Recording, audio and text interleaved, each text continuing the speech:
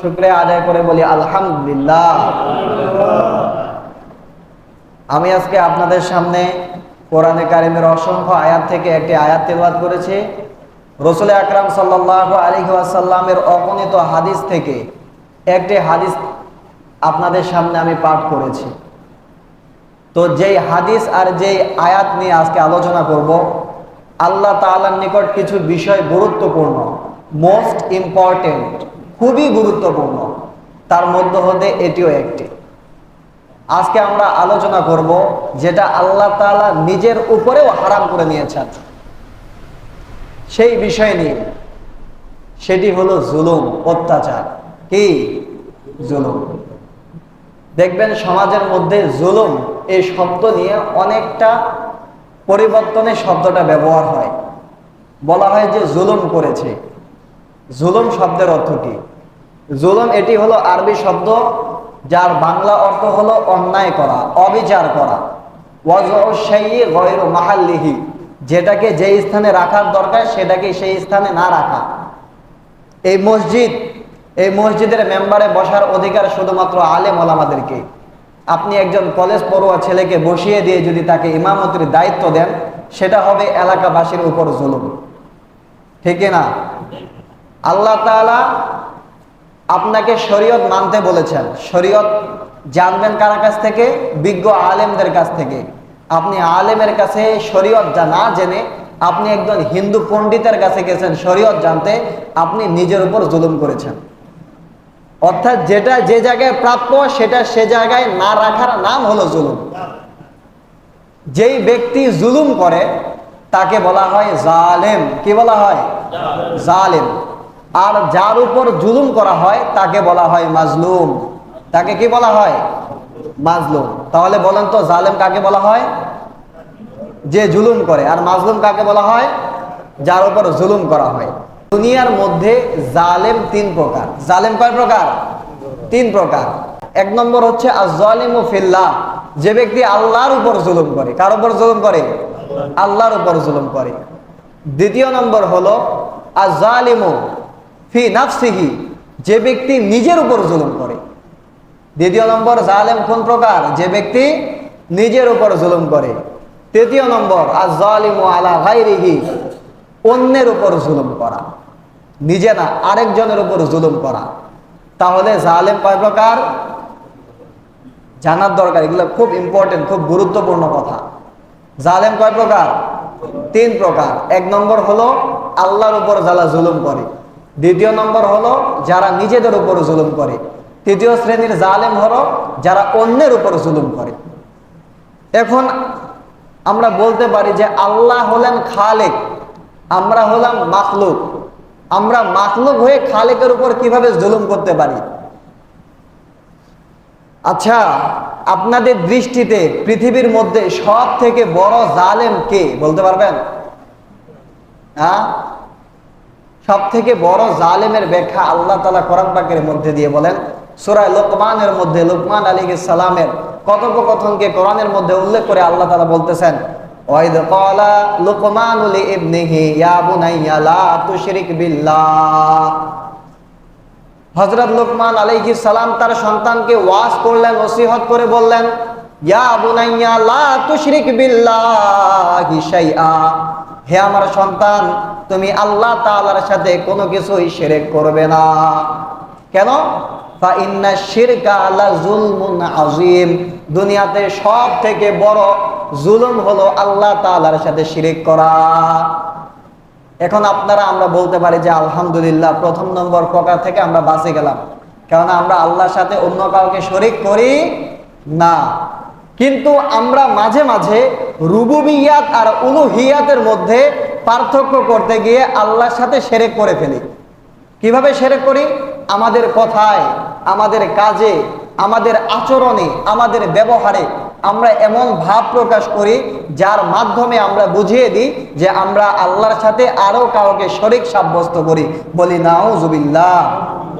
তাহলে এক নম্বর জালেম হলো যেই ব্যক্তি আল্লাহর সাথে জুলুম করে। আর আল্লাহর সাথে জুলুম করার পরিণাম হলো আশিরকু বিল্লাহ, আল্লাহ তাআলার সাথে শিরিক করা। এখন আমরা বলতে পারি আমরা আল্লাহ তাআলার সাথে শিরিক করি না, কিন্তু আমরা অনেক সময় আমাদের কথা কাজ দিয়ে এমন ভাব প্রকাশ করি যেটাতে বোঝা যায় যে আমরা আল্লাহ তাআলার সাথে শিরিক করি। আরে আজকে যদি আমার সন্তানটা না থাকতো, আমাকে কে টাকা দিত? টাকা দেওয়ার মালিক কি সন্তান নাকি আল্লাহ?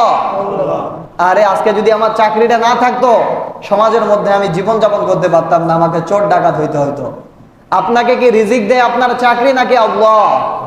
তাহলে আপনি যে কথাগুলো বললেন, আজকে যদি আমি চাষাবাদ না করতাম, আজকে যদি অমুক না থাকতো আমি শেষ হয়ে যেতাম, আজকে যদি এইটা না হইতো আমার এমন ক্ষতি হইতো। আসলে ক্ষতি করেন যিনি, লাভ করেন যিনি, বান্দাকে সব মুসিবত থেকে হেফাজত করেন যিনি, তিনি কে? আল্লাহ তাআলার সাথে তাহলে শরীক সাব্যস্ত করলাম কিনা? জেনে করলাম, না জেনে করলাম, বুঝে করলাম, না বুঝে করলাম, আমাদের দ্বারা যদি শিরক সাব্যস্ত হয়, আল্লাহ তাআলা বলেন ইন্না শিরকা লা যুলমুন আযীম, বান্দা তুমি দুনিয়াতে সব থেকে বড় জালেম। সব থেকে বড় জালেম হলো আল্লাহ তাআলার সাথে শিরক করা। এই শিরক করলে কি হবে? আল্লাহ তাআলা কোরআন পাকের মধ্যে বলেন ইন্নাল্লাহা লা ইয়াগফিরু আন ইউশরাকা বিহি ওয়া ইয়াগফিরু মা দুনা যালিকা লিমান ইয়াশা। দুনিয়াতে বান্দা যদি গুনাহ করে, অপরাধ করে, আল্লাহ তাআলা বলেন বান্দা তুমি দুনিয়াতে যতই গুনাহ করো না কেন, আমি আল্লাহ তাআলা হলাম গফফার, আমি আল্লাহ তাআলা হলাম রহমান, আমি আল্লাহ তাআলা তোমার জীবনের সমস্ত গুনাহগুলো ক্ষমা করে দিব। ইন্নাল্লাহা লা ইয়াগফিরু আন ইউশরাকা বিহি, কিন্তু বান্দা দুনিয়াতে যদি তুমি আমি আল্লাহর সাথে কাউকে শিরিক করো, লা ইয়াগফিরু, আমি আল্লাহ তাআলা তোমাকে কখনোই ওই শিরিকের জন্য ক্ষমা করব না। তাহলে দুনিয়াতে আমরা যত গুনাহ করি না কেন, নামাজ পড়েন নাই 50 বছর, রোজা রাখেন নাই 50 বছর, আল্লাহ তাআলা বলবেন মাফ। কিন্তু বান্দা আমার সাথে তুমি শিরক সাব্যস্ত করেছো, আমি আল্লাহ তাআলা তোমাকে মাফ করব না। তাহলে কি করতে হবে? নতুন করে ঈমান এনে তওবা করতে হবে, তাজদীদে ঈমান লাগবে। কোন ব্যক্তি যদি শিরক করে তাহলে তার ঈমান নবায়ন করতে হবে, তাকে নতুন ভাবে ঈমান আনতে হবে। কেননা আশিরকু ওয়াল ঈমানু, শিরক এবং ঈমান তাজদ, দুইটাই ভিন্ন ভিন্ন, একত্র হতে পারে না। একত্র হতে, একই শিশির মধ্যে আতর আর প্রসাব যেমন রাখা সম্ভব নয়, ঠিক তেমনি ভাবে একই ব্যক্তির অন্তরের মধ্যে ঈমান আর শিরক রাখা সম্ভব নয়। এজন্য যারা শিরিকের মধ্যে লিপ্ত, শিরকে খফি হোক বা শিরকে জহির হোক, প্রকাশ্য শিরিক হোক অথবা অপ্রকাশ্য শিরিক হোক, জানা শিরিক হোক অজানা শিরিক হোক, আল্লাহ তাআলা বলেন বান্দা যেমনই ভাবেই হোক, আমি আল্লাহ তাআলার সাথে যদি তুমি শিরিক করে ফেলো, আমি আল্লাহ তাআলা তোমাকে বিন্দু পরিমাণ ছাড় দিব না। এজন্য আল্লাহ তাআলা আমাদের ঈমানকে রক্ষা করতে বলছেন। আল্লাহ তাআলা বলেন আল্লাযীনা আমানু ওয়া লাম ইয়ালবিসু ঈমানাহুম বিযুলমিন উলাইকা লাহুমুল আমনু ওয়া হুম মুহতাদুন। যারা দুনিয়াতে ঈমান আনবে, আল্লাযীনা আমানু, যারা দুনিয়াতে কি আনবে? ঈমান আনবে। ওয়া লাম ইয়ালবিসু ঈমানাহুম বিযুলমিন, আর তাদের ঈমানকে তারা জুলুম দ্বারা মিশ্রণ করে নাই। ঈমানের মধ্যে তারা জুলুমও ঢুকায় নাই, শিরকও ঢুকায় নাই। আল্লাহ তাআলা বলেন উলাইকা লাহুমুল আমন, আমি আল্লাহ তাআলা তাদের জন্য নিরাপত্তার ঘোষণা দিয়ে দিলাম। ওয়া উলাইকা হুম মুহতাদুন, আর তারাই হলো হুম মুহতাদুন, আমি আল্লাহর রাস্তায় দেখানো সঠিক পথ প্রাপ্ত। সুবহানাল্লাহ বলবেন না? তাহলে আমরা যদি আমাদের ঈমানকে হেফাজত করতে পারি, আমাদের নিরাপত্তার দায়ভার কার কাছে? কার কাছে? এটা মোল্লার কথা না আল্লাহর কথা? এটা কোনো মোল্লার কথা না, এটা কে বলেছেন? আল্লাহ বলেছেন যে বান্দা তুমি যদি তোমার ঈমানকে সংরক্ষণ করতে পারো, তোমার ঈমানের সাথে যদি তুমি জুলুম না করো, শিরক না করো, আমি আল্লাহ তাআলা তোমাকে নিরাপত্তা দান করব, তোমাকে সঠিক পথে পরিচালিত করার দায়িত্ব আমি আল্লাহর। কার দায়িত্ব? আল্লাহর দায়িত্ব। তাহলে বুঝলাম প্রথম প্রকার জালেম যারা, তারা হলো আল্লাহ তাআলার সাথে শিরিক করে। আর এই জালেমের পরিণাম হলো তারা আল্লাহ তাআলার কাছে কখনোই ক্ষমাপ্রাপ্ত হয় না, যতক্ষণ না সে নতুন ভাবে ঈমান আনয়ন করে। আর এই জালেম যারা, তারা হলো মুশরিক, আর এই মুশরিকদের ঠিকানা হলো ফি নারি জাহান্নামা খালিদিনা ফিহা আবাদা, তাদের ঠিকানা হলো জাহান্নাম। এই জাহান্নামের মধ্যে তারা চিরজীবন থাকবে, সেখান থেকে এক সেকেন্ডের জন্য তারা বের হতে পারবে না। আল্লাহ তাআলা আমাদেরকে এই প্রকার জালেম হওয়া থেকে হেফাজত করুক। সবাই বলি আল্লাহুম্মা আমিন। জালেম কয় প্রকার বলেছিলাম? প্রথম প্রকার তো আলোচনা হইল, সংক্ষিপ্ত আলোচনা করছি, ব্যাখ্যা অনেক। দ্বিতীয় প্রকার জালেম হলো যে জালেমরা নিজেদের উপর জুলুম করে। এখন বলবে যে নিজেদের উপর কেউ কি জুলুম করতে চায়? হ্যাঁ, নিজেদের উপর জুলুম করে। আল্লাহ তাআলা আমাদেরকে দুনিয়াতে পাঠিয়েছেন একটা নির্দিষ্ট সীমারেখা দিয়ে, নির্দিষ্ট একটা হদ দিয়ে। বান্দা দুনিয়াতে যাও, সৎকর্ম করবে, অসৎকর্ম করবে না। সৎকর্ম করাটা হলো, যদি আমি সৎকর্ম করি তাহলে এটা আমার জন্য কল্যাণকর, আর যদি অসৎকর্ম করি এটা আমার জন্য অকল্যাণকর। যেমন আপনার সামনে দুইটা শিশি আছে, বোতল আছে। একটা শিশি বা বোতলে মধু আছে, আর একটা শিশিতে আছে বিষ। এখন আপনাকে এখতিয়ার দেওয়া হয়েছে, নেন আপনার যেটা ইচ্ছে সেটা খান। আমি কোনটা খাবো? কথা বলতেছি না, কোনটা খাবো? বিষয়টা হাতে নিয়ে খেয়ে ফেলবেন নাকি? লেখা আছে সুন্দর করে মধু, সুন্দরবনের সংগ্রহিত মধু। আরেক জায়গায় লেখা আছে বিষ, অ্যানাকোন্ডা, রাসেল ভাইপার সাপের বিষ, খাইলেই শেষ। কোনটা খাবেন? মধু খাবো। আমার বিষ খাওয়ার দরকার আছে? বিষ খায় নিজের ক্ষতি করে লাভ আছে? আল্লাহ তাআলাও ঠিক তেমনি ভাবে দুনিয়াতে আমাদেরকে দিয়েছেন শরীয়ত, আরেকটা মাসিয়াতের রাস্তা। বান্দা শরীয়তের রাস্তা দিয়ে হাঁটো, আমার জান্নাত তোমার জন্য খোলা। সুবহানাল্লাহ। বান্দা তুমি মাসিয়াতের রাস্তা দিয়ে হাঁটবা, জাহান্নাম তোমার জন্য অপেক্ষা করে আছে। নাউজুবিল্লাহ। তাহলে সবকিছুই আমাদের কাছে স্পষ্ট। এরপরেও যখন আমরা সুন্দর রাস্তায় না হাঁটে, কঙ্কর বিছানো রাস্তায়, শয়তানের রাস্তায় হাঁটি, তখনই আমরা নিজেদের উপরে জুলুম করি। যেমন আল্লাহ তাআলা আমাদেরকে বলেছেন, বান্দা আমি আল্লাহ তাআলা তোমাদেরকে সৃষ্টি করলাম, তোমাদের উপর আমি দায়িত্ব দিয়ে দিলাম 5 ওয়াক্ত নামাজের। দুনিয়াতে আমার জন্য দৈনিক 5 ওয়াক্ত নামাজ পড়া সুন্নত, নফল না ফরজ? ফরজ। সপ্তাহে কয়দিন? সপ্তাহে কয়দিন? 7 দিন। 5 ওয়াক্ত নামাজ যদি 7 দিনে গুণ করা হয়, 5 7 কত হয়? 35 ওয়াক্ত।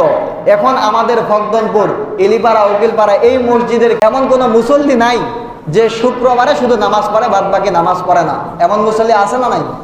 না, নাই। আছে নাকি? আমি কিন্তু বলতেছি না, আপনারাই সাক্ষী দিচ্ছেন। এমন মুসল্লি আছে যে সপ্তাহে একদিন মসজিদে এসে হাজিরা দেয়, আর বাদ বাকি দিনের তার কোনো হদিস নাই, মসজিদ আর তার মধ্যে কোনো সম্পর্ক নাই। এই ধরনের ব্যক্তি আছে না নাই? এখন লক্ষ্য করেন, আল্লাহ তাআলা বললেন, বান্দা আনুগত্য করো আমি আল্লাহর, আনুগত্য করিও না শয়তানের। আল্লাহ তাআলা হুকুম করেছেন কার আনুগত্য করতে? আল্লাহ তাআলার। কার হুকুম মানতে বলে নাই? শয়তানের। আল্লাহ বলছে মসজিদে আয়, শয়তান বলছে খবরদার মসজিদে যাইতে পারবি না। এখন এই বান্দা কি করলো? সপ্তাহের মধ্যে 35 ওয়াক্ত নামাজ, এই 35 ওয়াক্ত এক ওয়াক্ত আল্লাহর হুকুমের আয়াত, আল্লাহর হুকুমকে মান্য করে মসজিদে আসছে শুক্রবার, আর বাদ বাকি 34 ওয়াক্ত আসে নাই। তাহলে সে ধরতে গেলে কার বেশি ইবাদত করলো? আল্লাহ না শয়তানের? কার হুকুম মানলো? আল্লাহ না শয়তানের? তাহলে যেই আল্লাহ তাআলা খাওয়াইলো, যেই আল্লাহ তাআলা রিজিক দিল, ওই আল্লাহ তাআলার হুকুমকে তাওয়াক্কা না করে, ওই আল্লাহ তাআলার হুকুমকে বৃদ্ধাঙ্গুলি দেখিয়ে, শয়তানের গলার মধ্যে গলা লাগিয়ে, গলায় হাত দিয়ে হাসতে হাসতে মসজিদে না আসে বাজারের মধ্যে যায়, তাহলে এই ব্যক্তিটার মতো জালেম তো আর দুনিয়াতে কেউ হতে পারে না। এই জন্য আল্লাহ নবী বলেন, দ্বিতীয় শ্রেণীর মানুষ হলো ওই ব্যক্তি, যেই ব্যক্তি দুনিয়াতে নিজের উপর জুলুম করে। যে ব্যক্তি কি করে? নিজের উপর জুলুম করে। নিজের উপর জুলুম করার অনেক খেয়াল আছে। আমরা অন্যের সাথে খারাপ আচরণ করলাম, এটা নিজের ক্ষতি করে ফেললাম। আমরা আল্লাহর হক নষ্ট করলাম, এটা আমাদের নিজের উপর জুলুম করলাম। আমরা পৃথিবীর পুরা দুনিয়ার মানুষ যদি আল্লাহ তাআলাকে সেজদা না দেই, আল্লাহ তাআলার এক ফোঁটার লজ হবে? আল্লাহ লজ আছে আমরা যদি নামাজ না পড়ি? আর যদি আমরা সবাই মিলে আল্লাহ তাআলার নামাজ পড়ি, তাহলে আমাদের লস না লাভ? আর না পড়লে? তার মানে বোঝা গেল যে ঘুরে ফিরে লসটা আমাদেরই। মানে যা কিছুই হোক, তাল গাছ কিন্তু আমার না। তাহলে বোঝা গেল যে তাল গাছ যদি আমার বানাইতে চাই, তাহলে একমাত্র আল্লাহর হুকুম মানতে হবে। তাহলে আল্লাহ বলে দিলেন, বান্দা তুমি যদি নিজের উপর জুলুম না করতে চাও, তাহলে আমার দেওয়া হুকুমগুলো মেনে চলো। আমার দেওয়া হুকুম যদি মান্য করো, তাহলে তুমি নিজের সাথে ইনসাফ করবা, নিজের সাথে ন্যায় বিচার করবা, নিজের উপর অন্যায় করবা না। আমাদের যে এই শরীর আল্লাহ তাআলা দিয়েছেন, এই শরীরটার মালিক কে? আমরা। কে এই শরীরের মালিক? কে? কিয়ামতের দিন আল-ইয়াওমা নাখতিমু আলা আফওয়াহিহিম ওয়া তুকাল্লিমুনা আইদিহিম ওয়া তাশহাদু আরজুলুহুম বিমা কানু ইয়াকসিবুন। কিয়ামতের দিন যখন ভয়াবহ অবস্থা হয়ে যাবে, আল্লাহ তাআলা মানুষের এই মুখ, এই জবানকে বন্ধ করে দিবেন। সেদিন যখন আল্লাহ তাআলা জবানকে বন্ধ করে দিবেন, ওই দিন আল্লাহ তাআলার সাথে কথা বলবে আপনার হাত। আপনার হাত আল্লাহ তাআলাকে বলবে, ইয়া রাব্বাল আলামিন, দুনিয়াতে আমাকে তার আত্মস্থ করে দিয়েছেন। এই হাত দ্বারা সে কোনোদিন ভালো কোনো কাজ করে নাই, অন্যকে আঘাত করছে, অন্যের সম্পদ লুণ্ঠন করছে, অন্যের মাল অন্যায়ভাবে খেয়েছে। আমি আল্লাহ তাআলা আজকে তোমার কাছে বিচার দায়ের করলাম, এই ব্যক্তিকে তুমি জাহান্নাম দিয়ে দাও। এই হাতগুলার নখ যখন বড় হয়, নখ কে কাটে, আপনি নাকি অন্য কেউ? কে কাটে? কেন? কারণ নখের ভিতর ময়লা ঢুকে সমস্যা হইতে পারে। এই হাতের মধ্যে এখানে কাটা যদি যায়, কাটা গেছে, এই কাটাটার জন্য ডাক্তারের কাছে আপনি যান নাকি আরেকটা মানুষ যায়? আমার এখানে হাত কাটা গেছে, আপনারা দৌড় ডাক্তারের কাছে যায়, ডাক্তারের কাছে দেখা চলে আসছেন, আমি এখানে বসে আছি। এইটা কোনোদিন সম্ভব? কথা বলেন, সম্ভব কিনা? হাত ভেঙে গেছে, বসে আছি, সম্ভব? যতক্ষণ আমরা হাতকে ট্রিটমেন্ট না করব, ততক্ষণ পর্যন্ত কিন্তু আমরা চুপ থাকি না। এই হাতকে লোশন মাখাইলাম, তেল দিলাম, অসুস্থ হইলে তার চিকিৎসা করলাম, সবকিছুই করলাম, তারপর এই হাত কিয়ামতের দিন আমার বিরুদ্ধে সাক্ষ্য দিবে। এই পা আমার বিরুদ্ধে সাক্ষ্য দিবে, এই চোখ আমার বিরুদ্ধে সাক্ষী দিবে, সব অঙ্গ প্রত্যঙ্গ কাল কিয়ামতের দিন আমার বিপক্ষে সাক্ষী দিবে। যদি আমি দুনিয়াতে ভালো কাজ না করি, তার মানে বুঝে গেলাম সেদিন যদি আমার বিরুদ্ধে আমার নিজের অঙ্গ প্রত্যঙ্গগুলো সাক্ষী দেয়, তাহলে আপনার আমার ঠিকানা কোথায় হবে? জাহান্নাম। তার মানে বোঝা গেল জাহান্নামের নিজেকে যাওয়ার রাস্তা তৈরি করে আমি আমার নিজের উপর জুলুম করেছি। এজন্য আল্লাহ নবী বলেছেন, বান্দা তুমি নিজের উপর জুলুম করো না। আল্লাহ তাআলা বলেছেন, ইন্নাল্লাহা লা ইয়াজলিমুন নাস, আল্লাহ তাআলা মানুষের উপর জুলুম করেন না শাইআ, বিন্দু পরিমাণ। আল্লাহ তাআলা বান্দার উপর বিন্দু পরিমাণ কি করে না? বিন্দু পরিমাণ কি করেন না? জুলুম করেন না। ওয়ালাকিন্নান নাসা আনফুসাহুম ইয়াজলিমুন, কিন্তু বান্দারা নিজেদের উপরেই জুলুম করে। যেমন লা তাআতা লি মাখলুকিন ফি মাসিয়াতিল খালিক, স্রষ্টার বাইরে সৃষ্টির আনুগত্য হারাম। স্রষ্টার হুকুমের বাইরে সৃষ্টির আনুগত্য করা কি হারাম। এখন যদি আমাদের দেশের সরকার যদি আমাদেরকে হুকুম করে, তোমাদের মসজিদগুলোতে তালাবদ্ধ করো, 5 ওয়াক্ত নামাজ পড়া যাবে না, সরকারের হুকুম মানবেন না আল্লাহর হুকুম মানবেন? কার হুকুম মানবেন? আল্লাহর হুকুম মানবেন। আপনার সরকার যদি আপনাকে হুকুম দেয় অন্যায়ভাবে অন্যকে হত্যা করো, অন্যকে হত্যা করবেন নাকি আল্লাহর হুকুম মানবেন? যে দুনিয়ার মধ্যে সব থেকে বড় ফাসাদ হলো মানব হত্যা। মানব হত্যার মতো দুনিয়াতে নিকৃষ্টতর আর কোনো কাজ হতে পারে না। তাহলে কার হুকুম মানবেন আপনি? আল্লাহর হুকুম মানবেন। এই আল্লাহর হুকুম মানতে গিয়ে যদি আপনাকে দুনিয়া থেকে উৎখাত করা হয়, আপনার যদি হত্যা করা হয়, আপনার অঙ্গ প্রত্যঙ্গ যদি নিশ্চিহ্ন করে দেওয়া হয়, আপনাকে যদি হত্যা করা হয়, গুম করা হয়, ফাঁসিতে চড়ানো হয়, তারপরও আল্লাহ তাআলা বলেন, বান্দা আমার হুকুম যদি তুমি দুনিয়াতে মান্য করে চলতে পারো, আমি আল্লাহ তাআলার জান্নাত তোমার জন্য, তোমার মরতে দেরি আমার জান্নাতে আসতে দেরি না। সুবহানাল্লাহ। এই হলো নিজেদের উপর জুলুম করা। এই জন্য নিজেদের উপর জুলুম করা যাবে না। এমন সময় দেখা যায় আমরা একটা ভালো চাকরিতে আছি, যেমন বর্তমান সমাজের মধ্যে দেখা যায় এই যে আমাদের সরকারি চাকরিগুলো আছে, অনেকেই বলে যে ভাই কি করব, আমার পাশের জন ঘুষ খায়, আমি যদি ঘুষ না খাই তাহলে আমি এই সেক্টরে থাকতে পারতেছি না, আমাকে এখান থেকে সরা দেওয়া হচ্ছে দূরে, আমি কোনো জায়গায় থাকতে পারতেছি না, আমার ট্রান্সফারের উপর ট্রান্সফার। কেন ট্রান্সফার? কারণ আমি তাদের খারাপ কাজের মধ্যে সম্মতি দিতে পারছি না, তাদের সাথে সম্মতি নাই বিধায় আজকে আমি ট্রান্সফার হচ্ছি। তাহলে তাদের সাথে সম্মতি দেওয়া যাবে নাকি আল্লাহর হুকুম মানে তাদেরকে প্রত্যাহার করতে হবে? আল্লাহর হুকুম দুনিয়াতে মানতে হবে।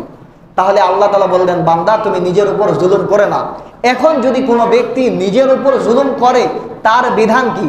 আল্লাহ তাআলা বলেন, ওয়ামাই ইয়াজলিম নাফসাহু, আর যে ব্যক্তি নিজের উপর জুলুম করবে, আল্লাহ তাআলা বলেন সুম্মা ইস্তাগফিরিল্লাহ, অতঃপর ওই ব্যক্তি যদি আল্লাহ তাআলার কাছে ক্ষমা চায়, ইয়াজিদিল্লাহ গফুরুর রহিমা, সে আল্লাহকে দেখবে যে আল্লাহ তাআলা গফুর, আল্লাহ তাআলা রহিম। তার মানে যে ব্যক্তি ওমাই ইয়াজলিম না যে ব্যক্তি ভুল ক্রমে নিজে নিজে অপরাধ করেছে, নিজের উপর জুলুম করেছে, অতঃপর সে বুঝতে পেরে আল্লাহর কাছে তওবা করেছে, আল্লাহ তাআলা বলেন ইয়াজিদিল্লাহ গফুরুর রহিমা, ওই ব্যক্তি আল্লাহ তাআলাকে দেখবে যে আল্লাহ তাআলা দয়াবান, আল্লাহ তাআলা ক্ষমাশীল। সুবহানাল্লাহ। তার মানে আল্লাহ তাআলা তার জীবনের গুনাহগুলো ক্ষমা করে দিবেন। তাহলে প্রথম প্রকার শিরক, প্রথম প্রকার জুলুম হলো বান্দা আল্লাহর উপর জুলুম করা, আল্লাহ তাআলার সাথে শিরক করা, এই গুনাহ আল্লাহ তাআলা ক্ষমা করবেন না। দ্বিতীয় নম্বর প্রকার হলো বান্দা নিজের উপর জুলুম করেছে, এই প্রকার গুনাহ যদি বান্দা আল্লাহর কাছে ক্ষমা চাইতে পারে, আল্লাহ তাআলা ক্ষমা করে দিবেন। বলি সুবহানাল্লাহ। তৃতীয় প্রকার বলেছেন জুলুম তিন প্রকার না, জালেম কয় শ্রেণীর? তিন শ্রেণীর। তৃতীয় শ্রেণীর মানুষ হচ্ছে জালেম, যে জালেম অন্যের উপর জুলুম করে। কার উপর জুলুম করে? অন্যের উপর জুলুম করে। এখন দুনিয়াতে যত মানুষ আছে, পৃথিবীর শুরু লগ্ন থেকে আজ অবধি, কিয়ামত অবধি যত মানুষ আসবে, যারা জুলুম করবে তারা জুলুম করবে যে কোনো চারটি কারণে। কয়টি কারণে? তার মধ্যে চারটি কারণ থাকবে, এই চারটি কারণে যে কোনো একটার জন্য সে জুলুম করবে। কিসের উপর সে জুলুম করবে? মানে আতামাদা আলা মালিহি, যে ব্যক্তির দুনিয়াতে সম্পদ বেশি হয়ে যায়, যে ব্যক্তির দুনিয়াতে টাকা পয়সা অনেক হয়ে যায়, সে অনেক টাকা পয়সার মালিক, সে একজন নিম্ন গরিবের উপর জুলুম করতে বিন্দু পরিমাণ বাধা তার মনের মধ্যে হয় না, ঠিক না? দেখবেন দুনিয়াতে যার মাল সম্পদ বেশি, এই কি সমস্যা, মারে দিলাম, তার জমিটা হরণ করলাম, পুলিশকে 10,000 টাকা খাওয়াইলে হয়ে গেল, মনে চিন্তা থাকে কিনা? এই জন্য দুনিয়াতে যাদের মাল সম্পদ বেশি, এই লোকগুলো যদি পথভ্রষ্ট হয়ে যায়, তখন তারা মানুষের উপর জুলুম করতে বিন্দু পরিমাণ দ্বিধাবোধ করে না। ওয়ামানি আতামাদা আলা আকলিহি, যে ব্যক্তি নিজের বুদ্ধির উপর ভরসা করে যে আমি হলাম সব থেকে বড় বুদ্ধিশীল, সে তখন অন্যের উপর জুলুম করতে বিন্দু পরিমাণ নিজেকে ভয় পায় না যে অন্যের উপর জুলুম করতেছি, কত বড় অপরাধ করতেছি।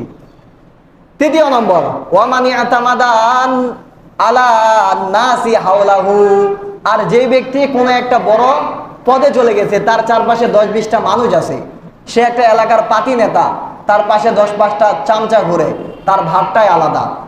সে যখন রাস্তা দিয়ে যাবে, একটা মুরব্বীও যদি তাকে সাইড না দেয়, মুরব্বীর কলার ধরে থাপড়াইতে দ্বিধাবোধ করে না। এলাকায় চাপড়ি নেতা এমন থাকে না নাই? তো এই নেতাগুলো জুলুম করলো কেন? তার চারপাশে আরো 2-4জন টোকাই থাকে, এই টোকাইদের উপর ভর করে সে আশপাশের মানুষদের উপর ভর করে অপর একজন নিরীহ মানুষের উপর জুলুম করে থাকে। চতুর্থ নম্বর কারণ, যারা অন্যের উপর জুলুম করে, ওয়ামানি আতামাদা আলা সুলতানিহি, যেই ব্যক্তি নিজের সিংহাসনের উপর বসে সেটার উপর ভরসা করে, অর্থাৎ যে ব্যক্তি দুনিয়াতে কোনো পদ পদবি পায়, এই পদের উপর আসীন হয়ে সে যখন জুলুম করে, ওই ব্যক্তির জুলুমটা হয় অনেক ভয়াবহ। কোন এলাকার চেয়ারম্যান সাহেব, চেয়ারম্যানের কাজ হলো যার ঘরের মধ্যে খাট নাই তার ঘরে খাট বানিয়ে দেওয়া, যার ঘরে খাবার নাই তার ঘরে খাবার দেওয়া, যার বাড়িতে কোনো টাকা পয়সা নাই, এতিম আছে, এতিমের ব্যবস্থা করে দেওয়া, প্রতিবন্ধী আছে, প্রতিবন্ধীর ভাতা নির্ধারণ করে দেওয়া, কোনো বিধবা আছে, বিধবা ভাতা কাট করে দেওয়া এলাকার মেম্বার চেয়ারম্যানদের দায়িত্ব কিনা? এখন যাই দেখা যায় বর্তমান আমাদের দেশের মধ্যে মেম্বার চেয়ারম্যানদের খাটের তলের মধ্যে সয়াবিন তেলের কারখানা পাওয়া যায়, সয়াবিন তেলের বিভিন্ন টাকা পয়সার মানে গুডাউন তাদের বাড়ির মধ্যে পাওয়া যায়। তাহলে এই সমস্ত লোক যে অন্যের হক নষ্ট করলো, এর মতো জলেম আর দুনিয়ার মধ্যে হতে পারে না। দুনিয়াতে যারা ক্ষমতার লোভ পেয়ে যায়, দুনিয়াতে যারা ক্ষমতাশীল হয়ে যায়, দুনিয়াতে তাদের যে জুলুমটা হয়, এই জুলুম তারা খুব ভয়াবহতা জুলুম করে। এই দুনিয়ার মধ্যে যারা ক্ষমতা পেয়েছিল, পুরা বিশ্বের ক্ষমতা পেয়েছিল, এমন মানুষ ছিল 4 জন। কয়জন? 4 জন। নমরুদ ছিল, ফেরাউন ছিল, করুন ছিল, বুখতে নসর ছিল। এই 4 জন তারা দুনিয়ার রাজত্ব পেয়েছিল। তারা কেমন জুলুম করেছে? তারা মানুষকে হত্যা করতে দ্বিধাবোধ করে নাই। যখন ইব্রাহিম আলাইহিস সালাম পৃথিবীতে আগমন করবেন, এই সংবাদ যখন জানতে পারলো বাদশাহ নমরুদ যে আমার রাজ্যের মধ্যে একটা বাচ্চা জন্মগ্রহণ করবে, এই বাচ্চা যদি জন্মগ্রহণ করে, এই বাচ্চা আমার সিংহাসনকে দমিয়ে দিবে, আমার রাজত্ব ভেঙে চুরমাচার করে দিবে, আমার বাদশাহিত্যের মধ্যে সে লাথি মারবে। সুতরাং কি করার? এই বাচ্চাকে ঠেকাতে হবে, এই বাচ্চাকে ঠেকাতে হবে, কোনোভাবেই যেন এই বাচ্চা দুনিয়াতে আগমন করতে না পারে।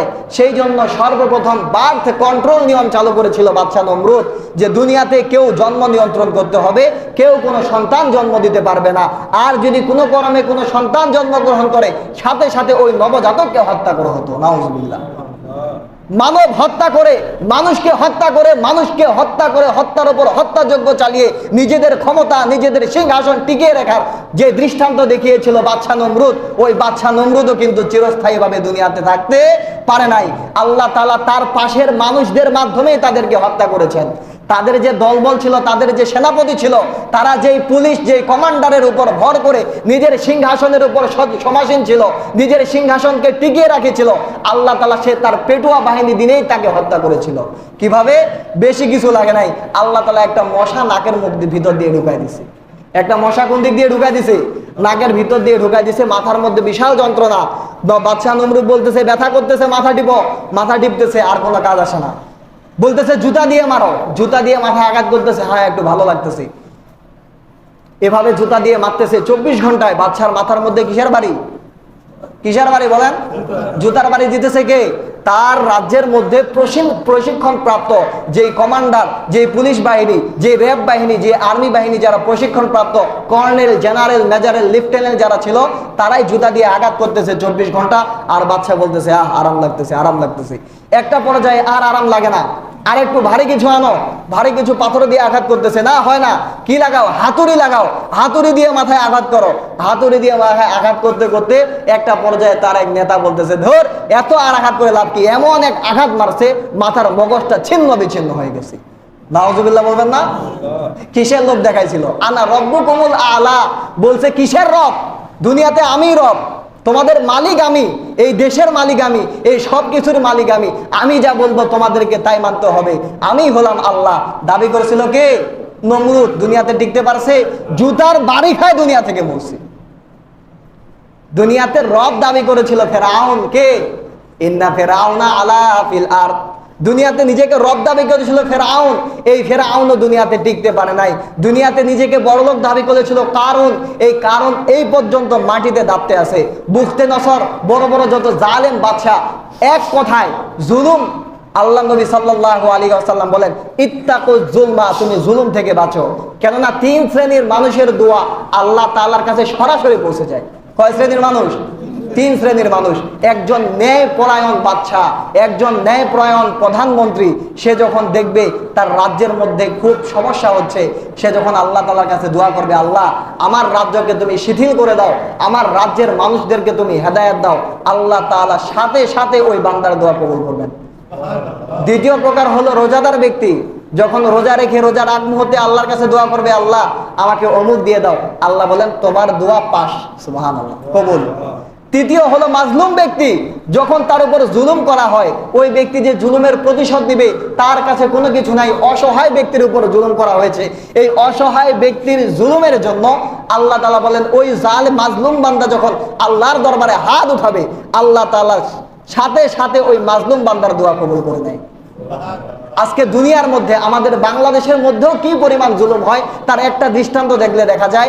রংপুরে আবু সাইদ মারা গেছে, তার হত্যাকাণ্ডে 16 বছর বয়সের একটা বাচ্চাকে রিমান্ডে দিচ্ছে 7 দিনের।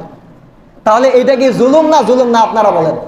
তাহলে বাংলাদেশ হোক, যে কোনো দেশ হোক, এই যে ইয়ার মধ্যে আফগানিস্তানের মধ্যে, ফিলিস্তিনের মধ্যে ছোট ছোট বাচ্চা মুসলমানদেরকে হত্যা করতেছে। আপনারা দেখবেন, আমার কাছে একটা লিঙ্ক আছে, একটা ফেসবুকে আমার কাছে একটা লিঙ্ক আছে, ওইখানে যে বাচ্চাগুলা যে হত্যা করে ভিডিওগুলো সরাসরি আমার কাছে আসে, দেখলে আপনি চোখের পানি ধরে রাখতে পারবেন না। কতগুলো বাচ্চার এখান থেকে নিচেরটা নাই, কারো হাত নাই, কারো পা নাই, এই পর্যন্ত ওই ভয়াবহ অবস্থা আমাদের বাংলাদেশেও ঘটেছে। বাংলাদেশে 17 থেকে 18 জন বাচ্চা সেদিন 18 তারিখের এই ভয়াবহ হত্যাকাণ্ডের মধ্যে 17 থেকে 18টা বাচ্চাও হত্যা হয়েছে, নিহত হয়েছে। তাহলে এরা কি মাজলুম কি মাজলুম না? এই মাজলুমদের পক্ষে আমাদের থাকতে হবে। আল্লাহ তাআলা বলেন বান্দা ইত্তাকি উনসুর আখাকা যালিমান আও মাজলুমা, তুমি তোমার ভাইকে সাহায্য করো, সে জালিম হইলেও তাকে সাহায্য করো, সে মাজলুম হইলেও তাকে সাহায্য করো। এই ঘোষণা আমাদেরকে কে দিয়েছেন? আল্লাহ দিয়েছেন। জালেম ভাইকেও সাহায্য করা তোমার নৈতিক দায়িত্ব, তোমার ঈমানি দায়িত্ব। মাজলুম ভাইকে দায়িত্ব কর, মাজলুম ভাইকে সাহায্য করা তোমার ঈমানি দায়িত্ব। এখন প্রশ্ন করছে সাহাবায়ে কেরাম, ইয়া রাসূলুল্লাহ, যে ব্যক্তি মাইর খাচ্ছে তার পক্ষে আমি দাঁড়ালাম, তার প্রতি আমি সহানুভূতি হলাম, তাকে সাহায্য করলাম, এইটা ঠিক আছে, কিন্তু যে মাইর দিচ্ছে, যে জালেম, যে হত্যা করছে, তাকে আমি কিভাবে সাহায্য করব? তার সাথে কি যুক্ত হয়ে আমি আরো মারবো? আল্লাহ নবী বললেন না, এমনটা না। যে মারতেছে এ তো মারার কারণে জালেম, আর এই জালেম তো পতন হবে, এই জালেম তো দুনিয়াতে বেশি দিন টিকবে না, এই জালেমের ঠিকানা তো হবে জাহান্নাম। সুতরাং তুমি তাকে বুঝাবে, তাকে ধমক দিবে, তাকে জুলুম থেকে ফিরে যেতে বলবে, এটাই হলো তাকে সাহায্য করা। আর যে মাজলুম, তার পক্ষ থেকে মাজলুমকে সাপোর্ট করে জালেমের বিরুদ্ধে বিরুদ্ধাচরণ করা, এটা তোমার ইমানি দায়িত্ব, এটা ইমানি দায়িত্ব। এই জন্য আল্লাহ নবী সাল্লাল্লাহু আলাইহি ওয়াসাল্লাম বলেন, ইমানের 3টা স্তর। ইমানের কয়টা স্তর? যে ব্যক্তির ইমান মজবুত, সে অন্যায় দেখলে সাথে সাথে হাত মুখ 2টা দ্বারা প্রতিহত করবে। যেমন আমাদের এখানে হাজী সাহেব বসা, হাজী সাহেবের সামনে যদি হাজী সাহেবের 2টা নাতি মারামারি করে, একটাকে ধরে যে মানে দুষ্টামি করছে, ওকে কলারটা ধরে থাপ্পড় দিয়ে বলবে, খবরদার ওর পর আর একটা গায়ে আঘাত করবি না, বলবে কিনা? তাহলে শক্তি আছে, মুখে বলার সাহসও আছে। এই শক্তি এবং সাহস নিয়ে যদি কোনো অন্যায়ের প্রতিবাদ করা হয়, যদি কেউ অন্যায়ের প্রতিবাদ করতে পারে, তার ঈমান হলো তাজা ঈমান, তার ঈমান হলো পরিপূর্ণ ঈমান। এরপর আল্লাহ নবী বলেন, যদি তুমি তা না পারো, তুমি যদি হাত দিয়ে প্রতিহত করতে না পারো, তাহলে তুমি তোমার জবান দ্বারা প্রতিহত করো। তুমি তাকে বলো, ভাই ওকে আর মারিও না, ও মরতে মরতে তো এমনিই শেষ, আর কত মারবা? তাও যদি তোমার না হয়, তাহলে তুমি মনে মনে ঘৃণা করো, ওই কাজটাকে ঘৃণা করো। তাহলে আমরা কি দুর্বল ইমানদারের পরিচয় দিব নাকি সবল ইমানদারের পরিচয় দিব? দুর্বল ইমানদার হইলে ওই জান্নাতে যাইতে যাইতে মনে করেন দুর্বলতা কাটে যাবে। এই জন্য আল্লাহ তাআলা আমাদেরকে নেককার বান্দা হওয়ার তৌফিক দান করুক। জুলুমের সাথেও থাকবো না, জুলুম প্রশ্রয় দিব না, মাজলুম ভাইয়ের পক্ষে আমরা থাকবো তো ইনশাআল্লাহ। আর জুলুমু জুলমাতুন ইয়াউমাল কিয়ামা, কিয়ামতের দিন যারা জুলুম করবে, জুলুমের পরিণতি দুনিয়াতেও পাবে, আখিরাতে তাদের পরিণতি খুব ভয়াবহ। দুনিয়াতে জুলুম করেছিল বাদশা নমরুদ। এই দুনিয়ার মধ্যে খুঁজে দেখলে নমরুদ নামের একজন এখন পাবেন? কেন? নমরুদ নাম রাখতেই মানুষ ভয় পায়। নবীজির উপর জুলুম করেছিল আবু জাহেল, উতবা, সাইবা। দুনিয়ার মধ্যে আবু জাহেল নামের কেউ আছে এখন? ফেরাউন নামের কেউ আছে? ওই ফেরাউনের নাম রাখতে পর্যন্ত মানুষ ভয় পায়। তাদের পরিণতি এত খারাপ করেছিলেন কে? আল্লাহ তাআলা। এই জন্য জালেম যতই জুলুম করুক না কেন, এর প্রতিদান দুনিয়াতে আল্লাহ তাআলাই দিয়ে দেন। শেষ একটি আয়াত আল্লাহ আপনাদের সামনে তুলে ধরে বলবো, ওয়ালা তাহসাবান্নাল্লাহা গাফিলান আম্মা ইয়ামালুজ জালিমুন। দুনিয়াতে জালেমরা যা কিছুই করে, আপনারা হয়তো দেখে মনে করছেন কি ব্যাপার, আল্লাহ আরশে আজিম থেকে সহ্য করতেছেন কিভাবে, আল্লাহ তাআলা কেন তাদেরকে প্রতিহত করছেন না? আল্লাহ তাআলা বলতেছেন, ওয়ালা তাহসাবান্নাল্লাহা গাফিলান, আল্লাহকে গাফেল মনে করে না যে আল্লাহ তাআলা তোমাদের জুলুম দেখেন না, আল্লাহকে গাফেল মনে করিও না। নাগরদান কাশারা বাগীরাত বাফর নাউজরা ওয়া রারা বেরানত বাজর। যারা জালেম তাদেরকে আল্লাহ তাআলা দ্রুত পাকড়াও করে না, তাদেরকে তাদের জুলুমের মধ্যে ছেড়ে দেন। যখন আল্লাহ তাআলা ধরবেন, ইন্না বাতশা রব্বিকা লাশাদীদ, আল্লাহ তাআলার পাকড়াও খুব মজবুত, এমন ভাবে ধরবে সেদিন আর ছুটে যাওয়ার কোনো জায়গা পাবে না। আল্লাহ তাআলা আমাদের সবাইকে তৌফিক দান করুক, আমাদেরকে আল্লাহ তাআলা জুলুম মুক্ত সমাজ গঠন করার তৌফিক দান করুক। সবাই বলি আল্লাহুম্মা আমিন। ওয়া আখিরু দাওয়ানা আলহামদুলিল্লাহি রাব্বিল আলামিন।